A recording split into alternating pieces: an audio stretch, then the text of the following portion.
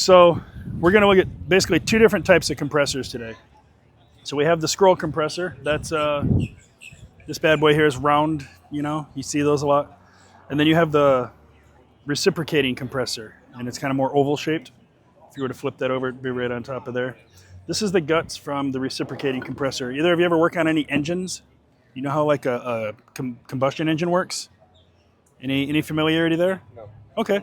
So essentially what you've got is, this is the internal of it. And if you notice, these two things here, they're round. This is what's called the rotor. You familiar in a motor with a electrical motor, right? It's the rotor. As that rotates, you see those pistons going up and down? So what's going to happen is you have your valve plate that sits on top of this. Okay? This gets mounted there. And right here is where at the bottom, that piston's at the bottom right there.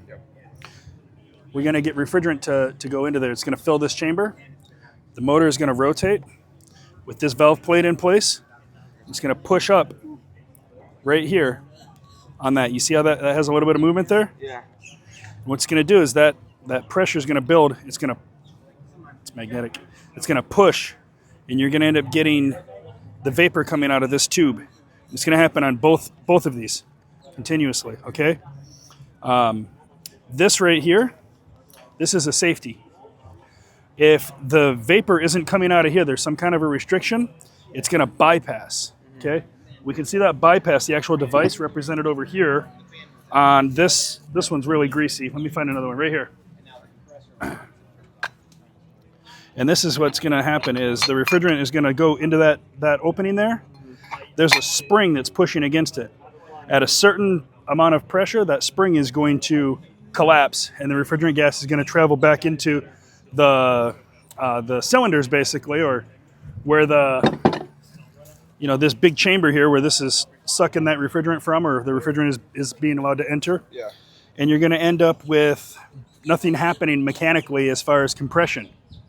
Make sense? Yep. So this is a reciprocating compressor. That's pretty much it when it comes to these. They're very, very basic. Okay, now we're going to get a little bit deeper into a scroll compressor. And you have, let's see, they moved this around from this morning. I'm going to grab this one. So this thing here is going to sit stationary, okay? If you watch, and I'll have you guys, if you want to, grab this. But as this rotates, you see how it moves, but it doesn't. But this doesn't rotate. This is called an orbiting scroll plate. Okay, and what happens? I don't know if that's not the right one. Maybe this is. I didn't take these apart, but if we find the one that mates to this, it's not that one. Well, you know what? I know this one goes together because I had it together earlier. These go together. This is stationary. This goes like that. So the gas is introduced here. Okay? And as this rotates around, that gas travels down this tube right here and is eventually compressed. And this is the part that stays stationary. It goes out through this top. This is mounted up like this, okay? When it goes through that top, then it goes out through your device here. So through here and out of your discharge. This was, normally what you'd see sitting on top of that compressor. And that's where the gas is going to come out of. And that's your bypass if the system, again, is restricted in some way. So this is just a big electric motor, okay? This big electric motor, this is your rotor. This spins. It's got that induction going on from the motor there. The stator, the way I always remember it, stator, stationary. It's not spinning.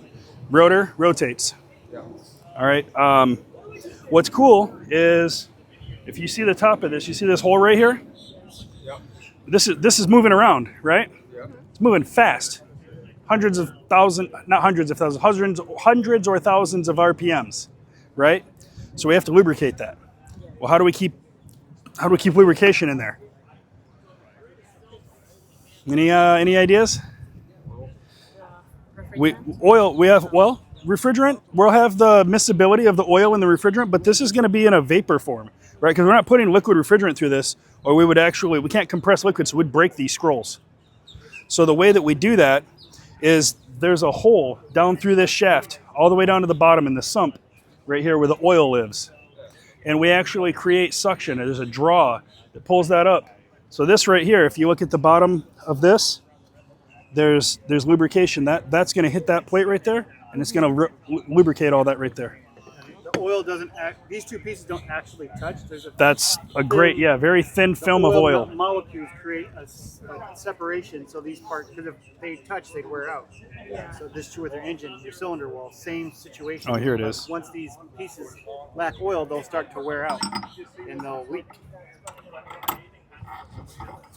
And it does that by itself, right? The oil lubrication? Yep. Yeah, the pump. Yeah, okay. And so what's interesting too, if you think about it, so you guys deal with heat pumps.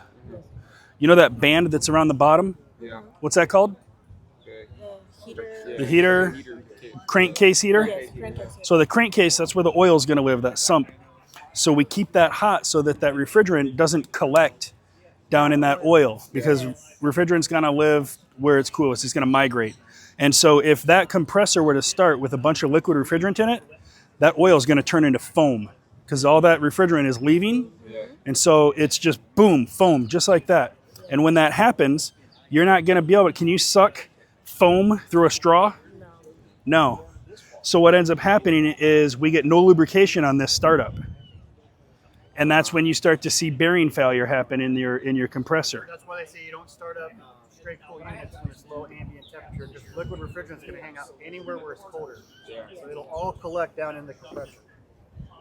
That's why it's So when you go to a home inspection or a realtor inspection, they say, oh, I need to test the AC, and you have a gas system, you just tell them I can't do it, I'll damage your system. If it's a heat pump, no problem. They have crankcase heaters, and they're running in heat. But if it's a straight cool unit and it's below 50 degrees outside or something, you take a risk of washing that oil out and running the bearings dry and potentially lessening the life of the system. It won't die, but it eventually will harm it. Is that only way that we can run out of oil? Oh, you know what? This is cool. So check this out. I can tell you how this compressor failed. So if you look at the right angle here, you see all that copper Yes. on the top of this plate right here. That's copper. Yeah. So this is copper plating is what that's called. What happened is this system developed acid that washed away or eroded the copper inside of the line set, inside of the air handler, right, the coil, and it gets mashed right there on this surface.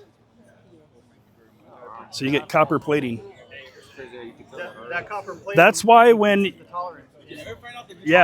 and that's a failure that happens is that copper gets those little shavings get ground in there, and it decreases the tolerance between these two plates, and that can actually cause a compressor to lock up, because amps higher than it's rated for. If you get a hard starter or a compressor won't start, internally it's binding up due to some type of problem.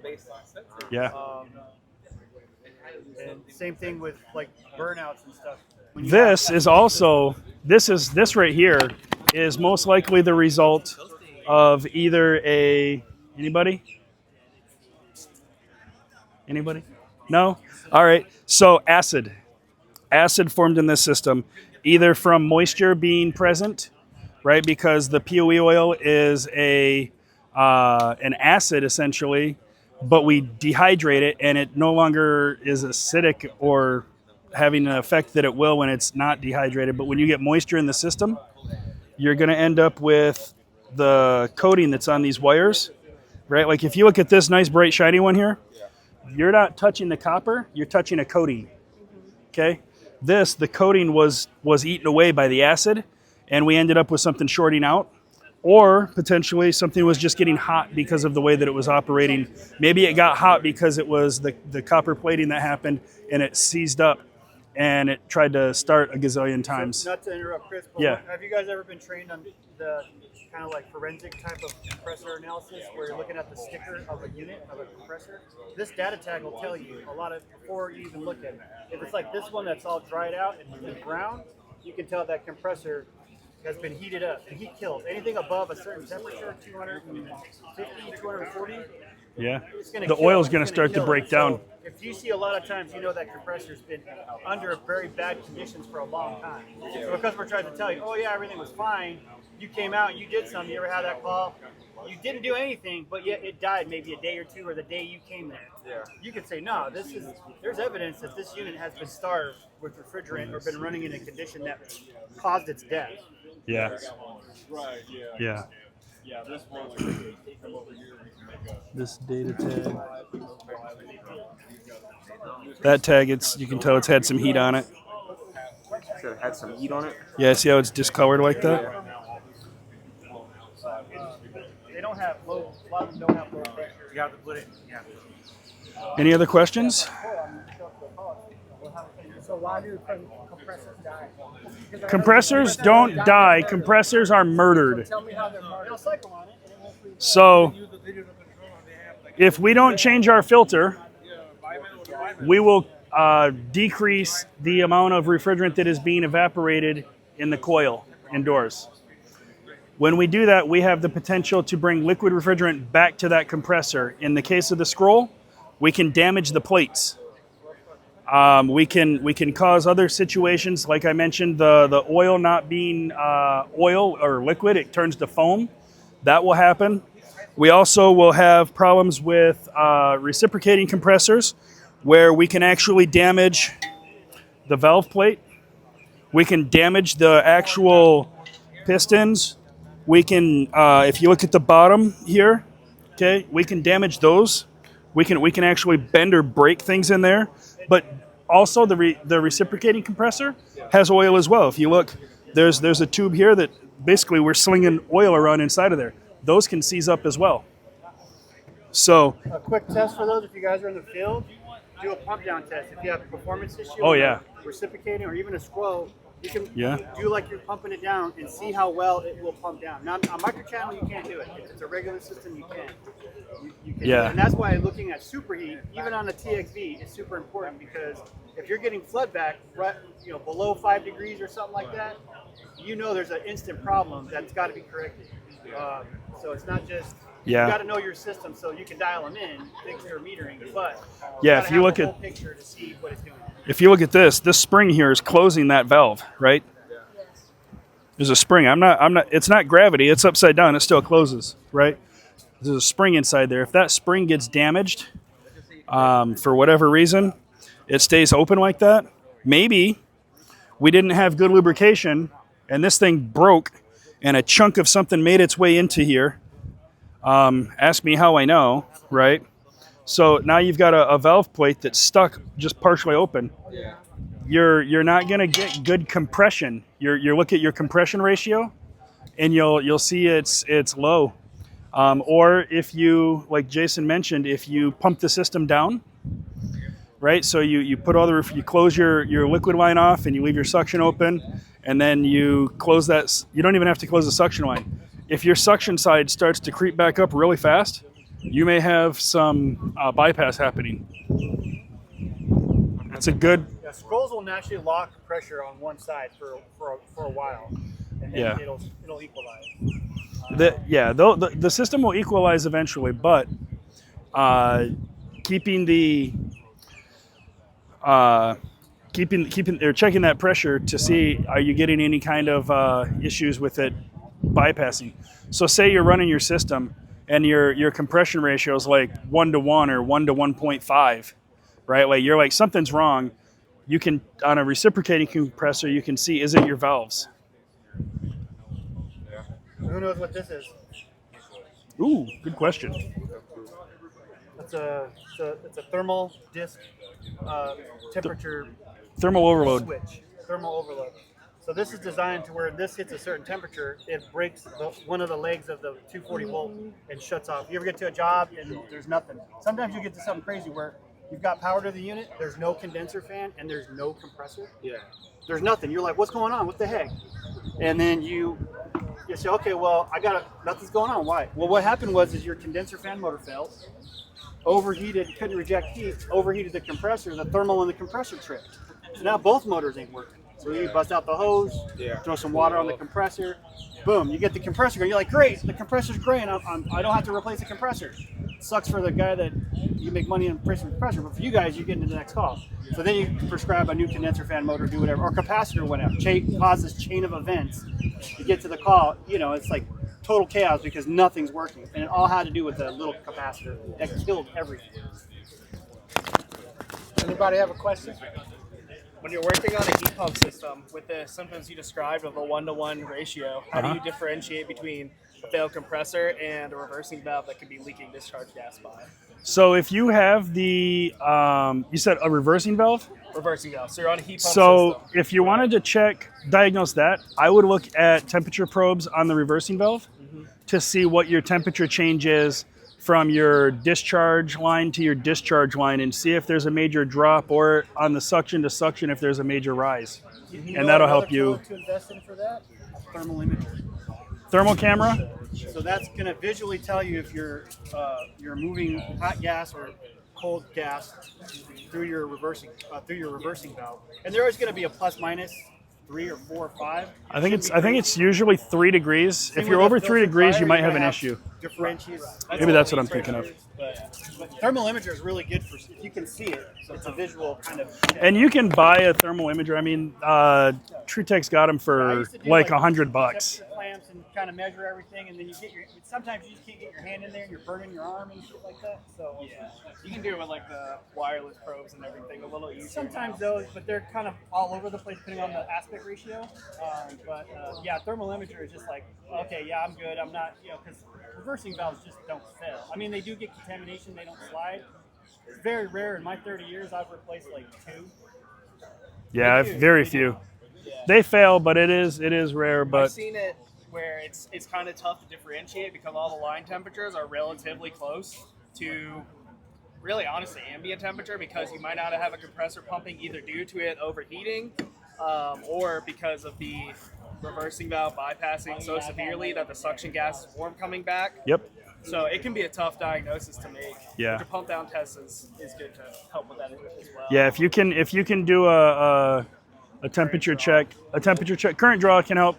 Yeah, and that's another one. Yeah, if you see a low suction to, or excuse me, if you see a low compression ratio, oftentimes either way your compressor ratio or your compressor amp rate is going to be very low. Stuff like that. And it's also So it's benefit to yeah. customers to go in there with a thermal imager and look. Yeah. The thermal imager will take a snapshot of every circuit in that panel. And if there's other hot breakers, if you guys aren't in the electrical business, but if you guys are referring somebody or you guys yourself say, hey, we were in here doing a maintenance, we did this part of our job, and we discovered you have extra problems on the electrical side, unrelated to our stuff. But since we were there, we did check that. Yeah. We noticed this and wanted you to be aware. Yeah. So you see that how the shaft there is, this is the shaft, and you see how it's got that crescent cut out of there, and this sits off centered. That's where we get that orbit from. It's pretty dope. It's just like So- a camshaft on a Chevy. You guys have any questions for Chris? Not that I can think of right now. What PSI is recommended for the pump down test on scroll? I know a reciprocating compressor allowed a little bit more of a pump down. As far as like how much. How far do you want to get your suction pressure down before it's... Oh, you don't want to go negative on a scroll. No, not negative. But It's more of response time, like how It's- quickly does it, because you could have Yeah. a system with a long line set with lots of gas and not a lot of room to put Right. in. When you're pumping down, I always tell my guys, it's a lot, you got to like be ginger with it, because if you start pumping it down and it starts being cranky, you want to let off of it, stop it, and even reclaim the rest. So what you're really looking for is the speed on which it's doing it. If it's a real tight, good compressor, it's going to react. If it's a loosey-goosey, it's going to, what are you doing? It's kind of going and yeah, it's taking its time. You're like, okay, and then you let off of it, and then it goes right back up. A good compressor is going to go real quick, and hold. It ain't gonna.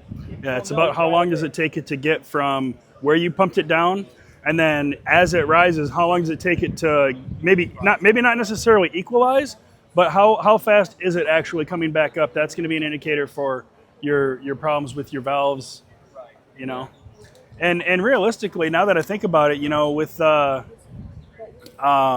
reversing valve, help me out here, Jay.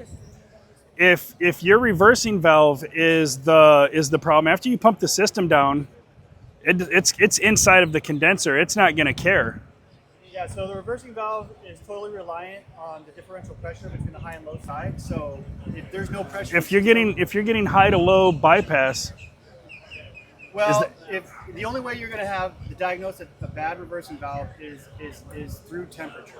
yeah, And you know you're going to see it on your service lines. The numbers are going to be completely off, but essentially through the temperature differential, you're going to make an assumption that hey, you're going to cycle it and see if you get hot on the other side when it's in reverse mode, and if you get the same temperature. So through that, you're going to really quickly determine if your reversing valve is not functioning. yeah. Well, there you go. So a quick breakdown on compressors. If you go to the other booth, they got some good examples of like, and they have the you shut off a unit and then the pressures part take where literally on the floor- forever to equalize. That's what you were talking about with this. Oh yeah, don't expect, unless it's a heat pump and you can like cycle the reversing valve, which I'm not advocating for, but it's something you could do if you wanted to equalize the pressure. I wouldn't do that. There's no reason to. Let's keep the high side high and the low side low. Because what happens if you do that, when you equalize that on a heat pump, right? This is why I say I don't advocate for that. You're putting liquid into that.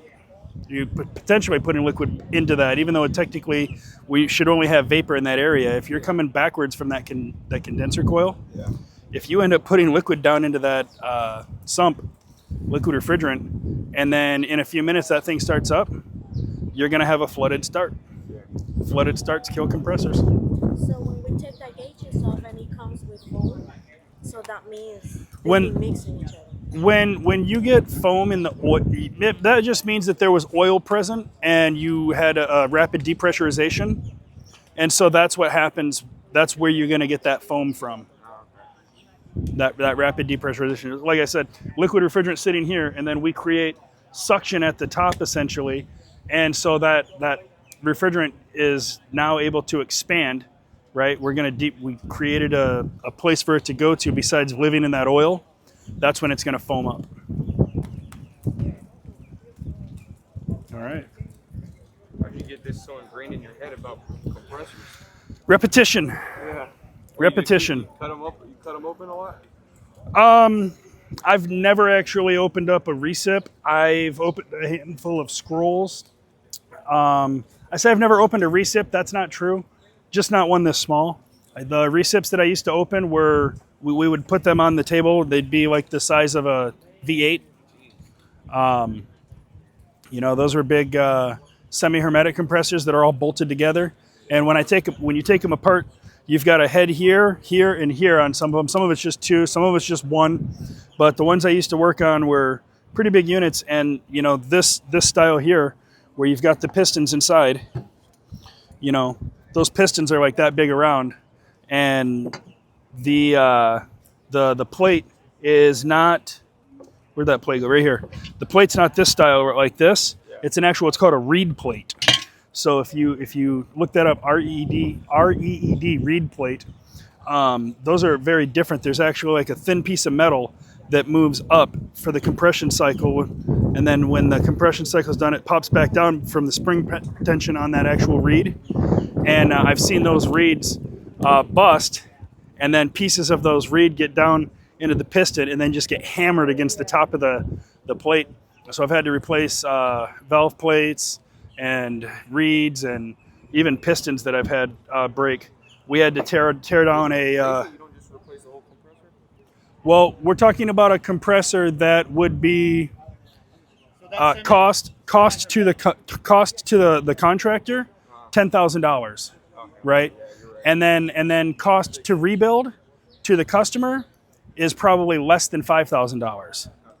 And so I'm going to rebuild a semi-hermetic in most cases, unless it's on the semi-hermetic, electrical side. It comes in parts, like an engine. Yeah. These are hermetic, meaning like it's like a light bulb. Once it breaks, it's done. Unless you're welding it up or cutting it like this and re-welding it, it's done. But on the big ones, the price, he can unbolt a head. He can. It's really long cool. block, short block, whatever he wants to do. Pistons, crankshaft. I've pulled the electrical components, so the rotor stays. Pull the stator out, right? All that electrical component.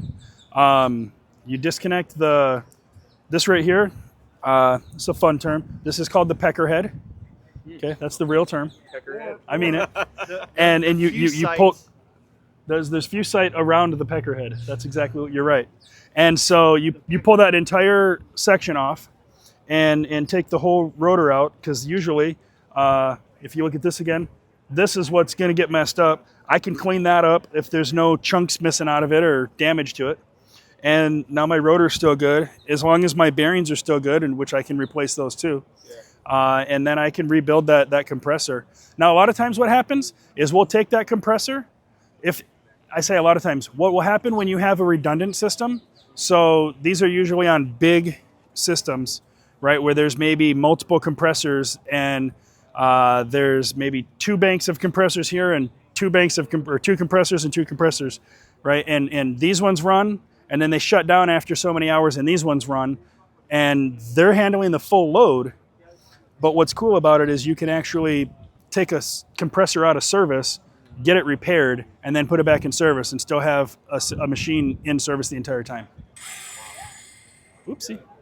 So we'll take these out, bring them to a shop, and then repair them, and then put them back in service. And you said that's with semi-hermetic? Semi-hermetic compressors, yeah. So hermetic just means that it's a fancy word for saying that it's sealed. I'm sure there's more to that, but just think of it as being sealed. Like 20 ton, Sealed, 25 ton, semi-sealed. 50 ton units. I mean, Yeah. big commercial. Shoot, I used to see those on Coke machines. Yeah, I think over 10 tons, right? No, I used to see them on Coke machines, like, refrigeration equipment used to have yeah. tiny little semi-hermetic compressors. yeah, like little baby ones, I mean, slightly larger than that. Yeah, not too often. No, that was what they had back in the day. Back in the day. Yeah.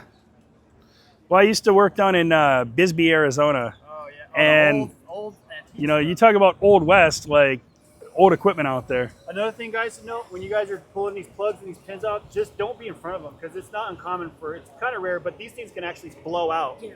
And if your head's there, or your arm or something, You're getting... number one rule, if there's a refrigerator leak, do not try to stop it. Just let it go. It ain't worth it. If you get a blowout and you got gas, don't ever try to do it. Don't freak out. If you're taking off a gauge or something and it starts to blow out refrigerant, do not use your hand. Even if you got to go to your truck, I ain't gonna do that, yeah. go get a pair of pliers or something. Get burned on my...